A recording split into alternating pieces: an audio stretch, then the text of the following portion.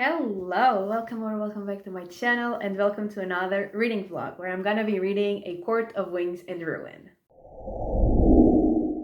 So A Court of Wings and Ruin is the third book in the A Court of Thorns and Roses series, which is fantasy romance, romantasy, whatever. And I'm actually also going to be reading A Court of Frost and Starlight, which is book 3.5, but this is definitely the main focus of this video, and I will link below the videos for the two previous books in the description in case you want to watch those first. And I did like the first two books, but I definitely didn't love them because they were very romance heavy and I like more fantasy. I don't really like romance. So I do like the fantasy elements of this world, which is why I'm still reading the series and which is why I still enjoy the books. I do like the fantasy elements. I do like the characters for the most part, but I also was told that this one was more like fantasy and action focused and less romance. So I definitely went into this book with like the highest expectations out of like all of the ones that I've read from the series. And I just want to say that there are definitely spoilers in this video for like everything that happens. And yeah, having said that, let's just get into it.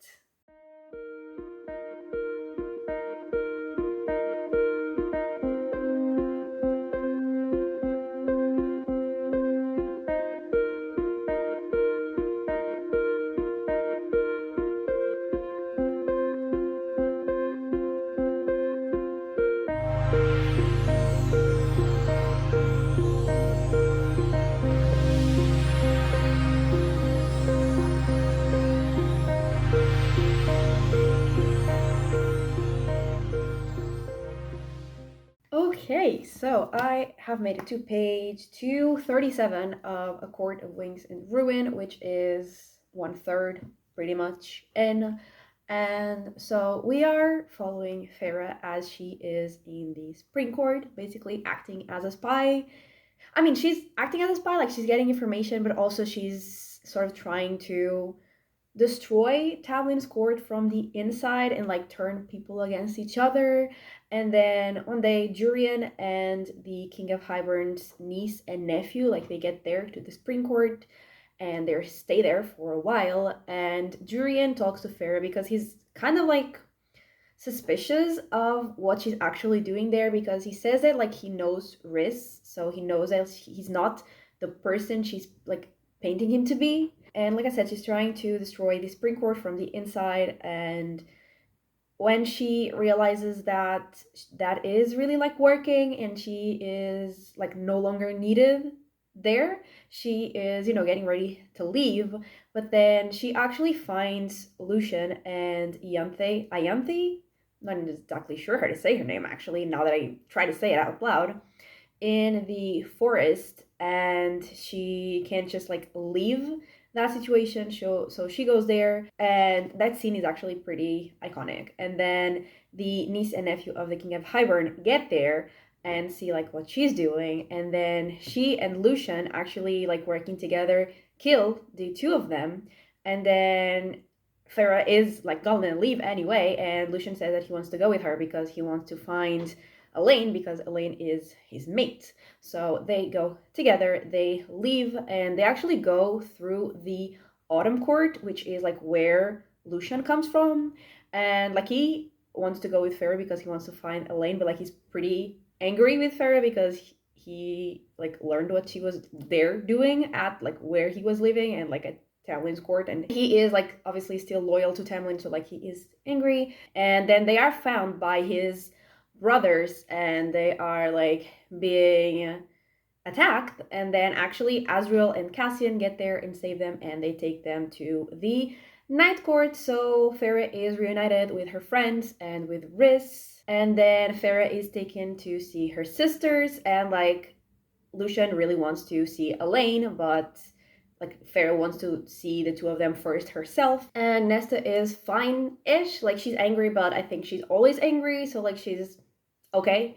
But Elaine is like pretty like depressed, and so Farah doesn't really let Lucian see her because also she keeps saying that she is supposed to be getting married to like the human guy that she was engaged to. So she thought it was not the best moment to tell her that she has a faymate, so there's that. And then they all, and with all I mean the others, not like Farrah's sisters, like all of the others, they're talking about like their plan and what to do. And I don't know who says it, but like someone says that maybe her sisters will be needed since they were like remade by the cauldron. And then they talk to Nesta, and she does agree to help with like that fight, that sort of that part. But she won't talk to any of the High Lords that everyone wants to talk to, and she wants to make sure that they're all like the King of Hybern and the like human queens, they who are no longer human, whatever, they will all be killed. Then we see that Farrah wants to learn how to fly, and she is starting to have classes with Azriel, and Amryn is like teaching stuff to Nesta. And then Farrah and Rhys go to a library, and they, learn about a bunch of things, and like about the wall that was created. And also like the last thing is basically Farrah wants to work with the one carver, or basically like she wants the one carver to work with them.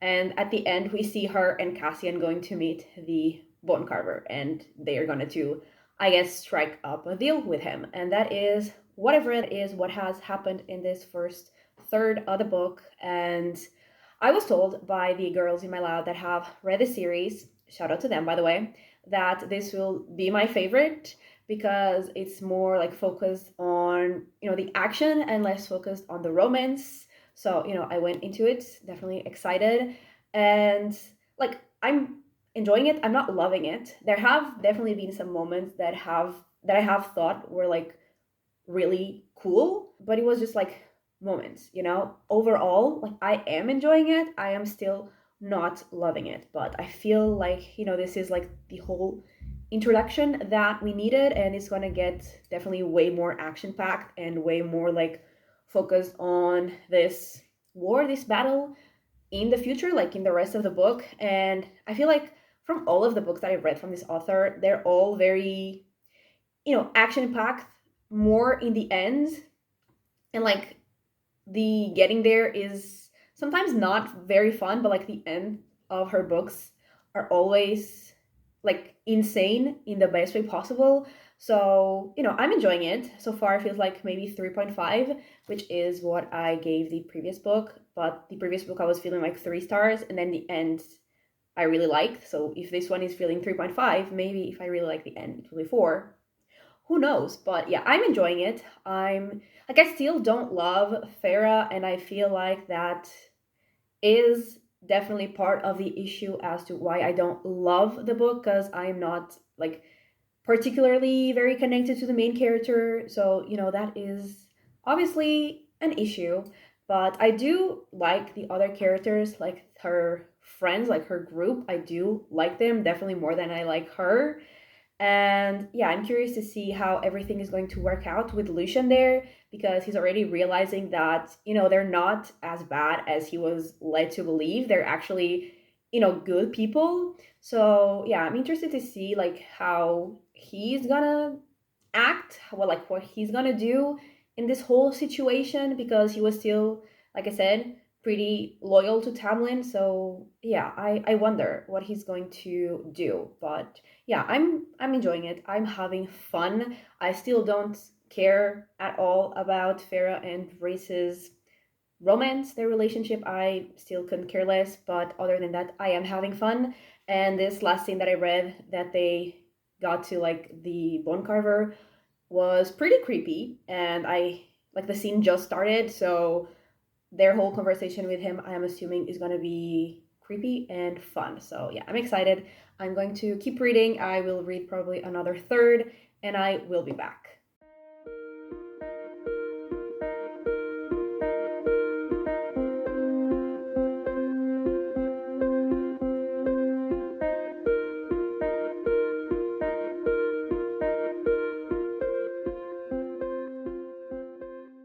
Okay, so I am on page 467 of the book, which is this much in, which is basically 2/3. And I think at the end of my previous update, I said that Nesta and Cassian, I think, maybe, were talking to the bone carver, and he like tells his price to basically help them. And he also talks about Nesta and like her powers. And from what he says, they basically assume that her powers have something to do with death. And we also learn that Amren, like, to escape the prison that the bone carver is in, she basically had to like bind herself to the Fey body that she is in now. That was the only way for her to escape. And if they were to like unbind her from that body, it would not be good, basically, because she would not feel the way that she feels in the Fey body, and so she would not really care about them, and that would be extremely dangerous. So there's that. And then they have a meeting with some people, and they actually make a deal with one of Lucian's brothers. And then they're like preparing to go on sort of like another mission. And Elaine, she says something that the others are like, okay, she is absolutely going insane. And what she says is, twin ravens are coming, one white and one black. And immediately I thought she is like foreseeing something, because she was giving vibes of a character from House of the Dragon, who also like foresees things and then says them in like this creepy way, and creepy and like mysterious kind of way. And I was like, okay, she's foreseeing something. And then Nesta and Farah are like somewhere, and then like two people appeared, and it says one dark haired, one light. It's also like one of them says, we're the king's ravens. So like obviously that is what Elaine like saw. So she is a seer, which is pretty cool. And they do eventually manage to make it out of that situation as well. And then they're talking to Elaine about, you know, her powers. And also we learned that Nesta, to get whatever power she has, she took something from the cauldron, which is why the cauldron is not really like working as well as it should. And the King of Hybern definitely wants Nesta, so he's able to give the cauldron like its full power. But yeah, like I was saying, when they were talking to Elaine about her foreseeing powers, she like through her they learned that there is like a sixth queen, and she was taken captive by someone, and if they can find her, maybe she can be like an ally for them. So Lucian says that like he will go look for her, and so he is off on his own. She's not like with the rest of the group anymore. And then Hybern attacks the summer court, and there's like this whole fight. And then there is a meeting with like all of the High Lords, and Nesta finally decides that she's gonna go as well and like tell her story, like what happened to her and Elaine. And Tamlin also actually gets there, and he's trying to like make everyone be against like the Night Court, saying that they are the ones working with Hybern, which like obviously not, and says that he is like working against Hybern, like he only made the deal to save Farah, but like he always was planning on then like fighting Hybern. So, you know, there's that. And eventually, like 6 out of the 7 High Lords, including Tamlin, they agree to fight with like the Night Court and our main characters. Oh, and we also learned that like a character with Sword of Lucian's help has created an antidote for Feybane. So that's also cool. And at the end, like Nesta is saying that she feels like something is wrong and no one else can feel it. So they're like, I have no idea what's happening. There seems to be like nothing around us. There is no like immediate danger, so they don't know what's happening. But then like the very last chapter that I read, the end, they learned that like the King of Hybern has used the cauldron to break the wall basically, and that is what Nesta was feeling, and that is where I'm at. That is what has happened, and I am definitely enjoying it more now. Like the action has like really started. We've had a lot of like really cool action scenes and also some really cool reveals, and yeah, I'm definitely way more invested now. I'm definitely having a lot more fun. I still obviously don't care about the romance. I don't think I will care about the romance, and like romances plural. I don't really care about any of them, but like other than that, I can just ignore that part because it's not like I hate it. So it's not really bothering me. It's just there and I don't really care about it. But if I ignore the romance, I am actually, you know, having fun, and it is definitely like more focused on the like action than other books and a little less on the romance, like I was told. So yeah, it definitely still has a lot of romance, but I think it's definitely less romance heavy than the previous book. So yeah, I'm enjoying that as well. And yeah, I'm having fun. I'm invested. I really want to know how this whole fight goes. And yeah, I do still overall like the characters. I do still overall care about the characters. So, I am obviously worried for their safety. So yeah, I'm definitely enjoying it. And yeah, things are looking good. I am having a good time. And yeah, I'm going to read the last third. I'm going to finish it, and it's probably gonna get absolutely crazy, which, I mean, in the best way possible, which I'm very excited for. There's, I'm sure, gonna be a lot of action happening and a lot of reveals, maybe. And yeah, I'm excited, and I will finish it, and I will be back.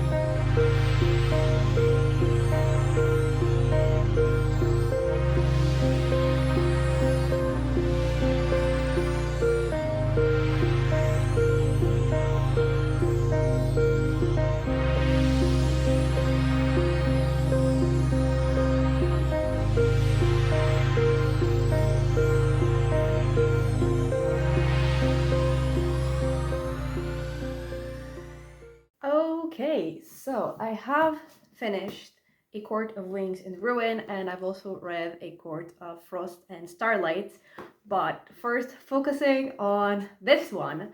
So, in this last third, they go to like the human lands to ask for help to basically like protect the humans, like now that the wall is down, and they ask for help to Elaine's fiance, since he's human and I think pretty like rich and stuff, but he doesn't really want to help. And then Jurian actually gets there, and he says that he's actually also fighting against Hybern, or like trying to also fight against Hybern, so like he's actually on their side.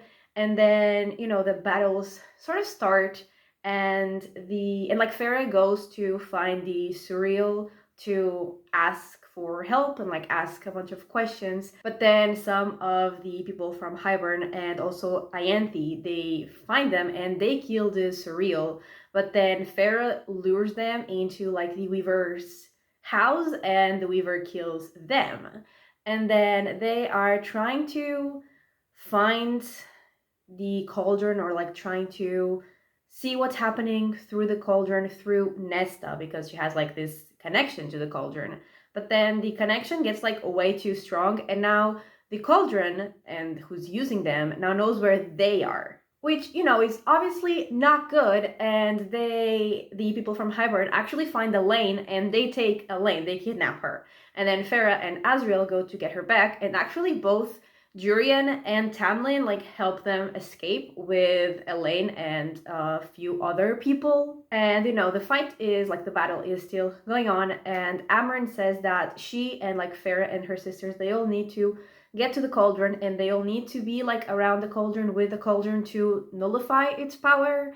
And then the bone carver and the weaver and another creature that like Farah made a deal with, they are all there to like also help in the battle. But I think the bone carver is the one that like almost immediately, I mean, he still does some damage, but like he goes down like pretty fast. And then Miriam and Dracon, they get there and they bring their people to fight. And also the like that other queen that Lucian went to find, she gets there because she was actually found first by Farah's father. So he is there, and like that queen also is there. And they bring more people to fight. And actually the king of Hybern kills their father while they're like in front of Nesta and Cassian. And then Elaine also gets there, and Nesta and Elaine actually kill the king of Hybern. But that obviously doesn't stop the fight, because I mean, most people don't even know that the king has died. So the battle continues. And then Amren and Farah get to the cauldron, and Amren realizes that the two of them will be enough. And so basically she uses Farah as like a connection to the cauldron to unbind herself from like the fey body that she's in into like what she really is, and she herself will like destroy the entire army because she's that strong, but she will die in the process, which made me extremely sad. And I actually like got emotional in that moment because I do really like Amren and like their whole friend group. I really like their dynamics, so that made me very sad. But that does happen, and the cauldron also like gets destroyed in the process, but the cauldron is like linked to the world itself, so also the world was like falling apart. So Farah and Riz, they like remake the cauldron, sort of like she remakes it using his power. So like he also dies, but like I knew that he wouldn't actually die. Like there is no way that he would at least stay dead. So like the same kind of way that they bring Pharaoh back to life in the first book, so like with a bit of magic from all the High Lords, they also bring Riz back to life. And then actually like when he was being brought back to life, he was able to like find Amren or like her soul or whatever, and he brought her back as well because she decided to come back, but now she's like in a fey body and she really like has none of her previous powers. She literally is just a fey. And so yeah, she's back. I knew like he wasn't gonna die, but I actually thought she was gonna die, and that is why I got emotional. But she's back, and like I'm glad that she's back, but at the same time I feel like it would have been more impactful if she had actually died. So yeah, I don't know what I would have preferred really, because I would have had already sort of suffered. So I suffered for nothing. I don't like when that happens. So there's that. But yeah, they're brought back and they are, now negotiating. Obviously, they win the battle, they win the war, and they are now negotiating peace, like between the Fae and also like the humans. And yeah, that is pretty much how it ends. And so let's go into my final thoughts about this book. So starting off with the characters and starting off with Farah, because she's, obviously the main character. I do like her, and she definitely had some like iconic badass moments in this book, which I really enjoyed, but I still don't love her. Like she's still not my favorite main character ever, but like she's fine, she's okay. I definitely don't dislike her, I just don't love her as the main character. And Riz, again, I like him, but I feel like I don't love him as much as I've seen other people love him. Like he's a good character, he's fine, I like him, but I just don't love him. What I do love is like their friend group, like as a whole, their dynamic as a group. I really, really like them. I really like their dynamic with like Cassian and Azriel and Moore and Amren. I do really like all of them together. And I mean, they don't have to all be together, but like I like them as, their group and their friendship. And yeah, I really, really like them. And like I said, I really got emotional when I thought Amren was dead. So that obviously shows that I do really like these characters. And then Lucian, he was gone for like a big part of the book, but for the part of the book that he was here, I, for the most part, liked him. There are definitely moments in which I didn't like him, but for the most part, I did like Lucian. And Nesta, she actually definitely really grew on me in the second half because she was like, helping. She was being helpful. She was actually working with the others. And, I actually did like her in this second half, most specifically in the second half of the book. In the first half, she was like pissing me off as she pissed me off in the other books. But yeah, she definitely grew on me in the second half. In terms of Elaine, like she's just there, whatever. Like I don't particularly care about her. I don't, like, she's just literally there. I don't have anything in her personality to just, love or hate. She's just there. I honestly couldn't care less about her. But, overall, the characters, I do like them. And yeah, I was definitely very invested in the plot as well, like from beginning to end. And it had a lot of action. And so it kept me like engaged the whole time. I was always into it. I was never really bored. And it was definitely less romance heavy. Like it still had a lot of romance. It still has too much romance for my specific taste, but it was definitely less than the other books, which I appreciated. And like I was saying, I really liked the action. I was very invested, and I really liked the creatures that we saw and like the magical things that we saw. All the fantasy elements I did really, really like. And yeah, I had a really good time. And for the people that said that this would be my favorite, they were absolutely right. It was definitely my favorite. I actually had a really good time. I had a lot of fun, and I am giving it 4 stars. So yeah, really enjoyed it, had a great time. And now for the other book, so A Court of Frost and Starlight. So I was already expecting this book to, not be that exciting. I wasn't expecting that much to happen in this book, but I wasn't expecting nothing to happen in this book. So this is basically like they're getting ready to celebrate the winter solstice, and we're just seeing them as they're, buying gifts and buying outfits and just like interacting with each other, and nothing relevant happens. Like they also talk about sort of the aftermath of, the war that they had, but nothing of substance really. We just see, like I said, the characters sometimes interacting with each other and like also arguing with each other. And some of the character development that we saw in the previous book was kind of like undone here. So like, why? What was the point of that? So yeah, I was just so bored. I was like debating whether to give this 2 or 2.5 stars, because there's nothing that like really hated, like nothing that like pissed me off, but there's also nothing that I really like, because there was nothing happening. So like if you love these characters, if they're like some of your favorite characters ever, maybe you will enjoy just, following them around as they're just, living their life. They're just going through their days. Maybe you will enjoy it, but I do like these characters, but they're not like, that beloved by me. So I didn't feel that. I gained nothing from this book. I just lost 2 hours of my life that I will never get back. So yeah, I was just really, really, really extremely bored. So I am giving this one 2 stars. But I did really like this one, and this is definitely the main focus of this video. So, it was, and obviously this one took way much longer to read. So yeah, I'm very glad that I really like this. And yeah, that is everything for this video. So thank you so much for watching. I really hope that you have enjoyed it. And if you did, give it a like and subscribe, and I will talk to you next time.